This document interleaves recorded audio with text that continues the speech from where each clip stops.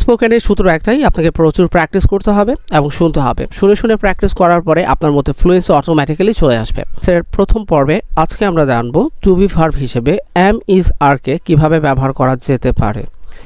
It is used in simple present as a main verb or as an auxiliary verb. That means আমরা main verb এবং helping verb হিসেবে এদের ব্যবহার করতে পারি। Now we will learn it as a main verb. For example, আপনাকে কেউ হয়তো বা জিজ্ঞেস করতে পারে who is she, that means সে কে। আপনি তার উত্তরে বলতে পারেন he is a doctor, he is a teacher. My dear friend, লক্ষ্য করে দেখেন এ দুটো বাক্যের ভেতরে কোনো কাজ নেই। অর্থাৎ আমি একটা মানুষের পরিচয় জিজ্ঞেস করেছি এবং আপনি সেই মানুষটার উত্তর দিয়েছেন।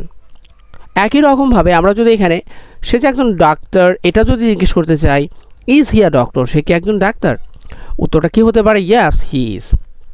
অথবা আমরা কিন্তু চাইলে বাক্যটাকে নতেও দিতে পারতাম no he isn't a doctor.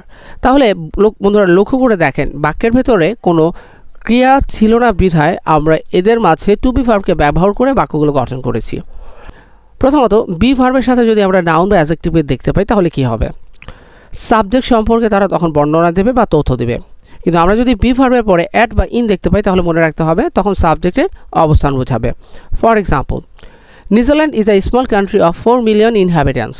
My dear friend, লক্ষ্য করে দেখেন এই সেন্টেন্সটার ভেতরে সাবজেক্ট হচ্ছে কি নিউজিল্যান্ড।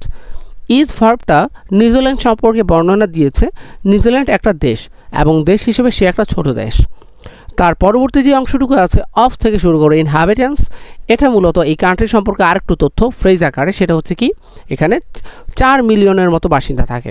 তাহলে বুঝতেই পারতেছি এরকমভাবে নিউজিল্যান্ড সম্পর্কে তথ্য দেওয়া, যে কোনো একটা বস্তু সম্পর্কে তথ্য দেওয়া, মানুষ সম্পর্কে তথ্য দিতে আমরা টু বি ভার্বের পরে কি ব্যবহার করব, নাউন অথবা অ্যাডজেক্টিভকে ব্যবহার করব। পরের উদাহরণটাও দেখা যাক, আই অ্যাম অ্যাট হোম। লক্ষ্য করে দেখেন এই বাক্যটার ভেতরে টু বি ভার্বের পরে অ্যাট আছে। এখন বাক্যটার অর্থ হচ্ছে আমি বাসায়। এখন আমি আমার পরিচয় দিচ্ছি না, আমি আমার অবস্থানের কথা বলছি। আমার অবস্থান এই মুহূর্তে বাড়িতে। মাই মম ইজ অ্যাট কিচেন, আমার মা এই মুহূর্তে রান্নাঘরে। তাহলে লক্ষ্য করে দেখেন আমি আমার মায়ের অবস্থানের কথা বলতেছি, এই জন্য এখানে অ্যাটকে ব্যবহার করেছি। তাহলে আমরা যদি টু বি ভার্বের পরে অ্যাট এবং ইনকে ব্যবহার করে কোনো একটা নাউন দিয়ে দিই তাহলে মনে রাখতে হবে তখন সাবজেক্টের অবস্থান হবে। এখন আপনি যদি এই বাক্য দুটো থেকে অ্যাট এবং অ্যাটকে তুলে দেন তাহলে দেখেন আমি কিন্তু সম্পূর্ণ বাক্যের সেন্স ঘুরিয়ে ফেললাম। মানে আমার মা একজন রান্নাঘর আর আমি একটা বাসা। আর ইজ ইট পসিবল গাইস? না, কখনো পসিবল নয়। এখন আপনারা ঠিক এই প্যাটার্নে অসংখ্য বাক্য কিন্তু তৈরি করতে পারবেন। চলুন আমরা কিছু বাক্য সেন্টেন্স প্যাটার্নের মাধ্যমে মানে কনভারসেশনের মাধ্যমে প্র্যাকটিস করি। বন্ধুরা, এই ধরনের কনভারসেশনের প্র্যাকটিসগুলো রকের স্পোকেন ইংলিশ কোর্সে নিয়মিত চর্চা চলবে। অর্থাৎ আমরা শুধুমাত্র এখানে আপনাকে ফরম্যাটই শেখাবো এই কোর্সটার মধ্যে, রিয়েল টাইম প্র্যাকটিস করাবো। যেমন ধরেন এখানে যে ডায়লগটা আছে, ফর এক্সাম্পল ধরেন আমরা হু দিয়ে টু বি ভার্বের ব্যবহার শিখব। প্রশ্ন একজন করবে হু আর ইউ, আরেকজন উত্তর দিতে পারে we are students, we are doctors, we are teachers, we are businessman. এরকমভাবে উত্তর দেওয়া যেতে পারে যার যেটা ইচ্ছে, কারণ আমরা শিখে ফেলেছি টু বি ভার্বের পরে রাউন্ড দিলেই কি হবে, আমার পরিচয় হবে। অথবা আমি বললে আমি কি বলবো, আমার টিচার। আপনি বললে যেটা আপনার পরিচয় সেটা বলবেন। Who is he or she, সে কে, he is my mom, he is a doctor, she is my sister, she is a teacher. অর্থাৎ আপনি যে কোনো অ্যান্সারই কিন্তু উত্তর দিতে পারেন, অর্থাৎ আপনার পরিস্থিতি বুঝে উত্তর দেবেন। হু ইজ ইয়োর ফাদার, তোমার বাবাকে। My father is a businessman, his name is ABC EDGF, যা ইচ্ছা তা। অর্থাৎ আপনি আপনার তথ্যগুলো দিয়ে অ্যাড করবেন।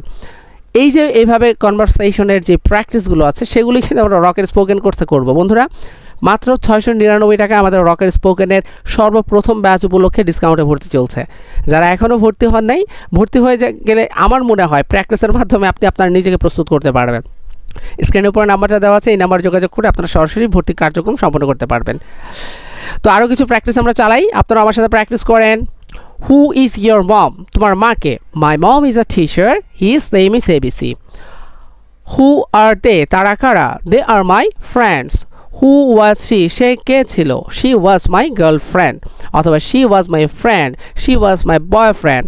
আপনি যা ইচ্ছে তা বলতে পারেন। অর্থাৎ আপনি যেই মুহূর্তে যেই পরিস্থিতিতে কথা বলছেন সেই পরিস্থিতিগুলো আপনাকে কিভাবে বলতে হবে এগুলোই আমরা নিয়মিত প্র্যাকটিস করব। তো বন্ধুরা এখন আপনাদের কাজ দিয়ে দিচ্ছি।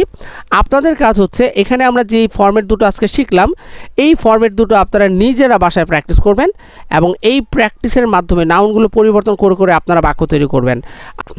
তো বন্ধুরা আপনারা এইভাবে নিয়মিত প্র্যাকটিস করেন, কয়েকটা সেন্টেন্স তৈরি করে এই পোস্টের কমেন্টে জানাবেন। আজকে এখানে বিদায় নিচ্ছি। আল্লাহ হাফেজ। সেকেন্ড পর্বে আবারও দেখা হচ্ছে। বাই।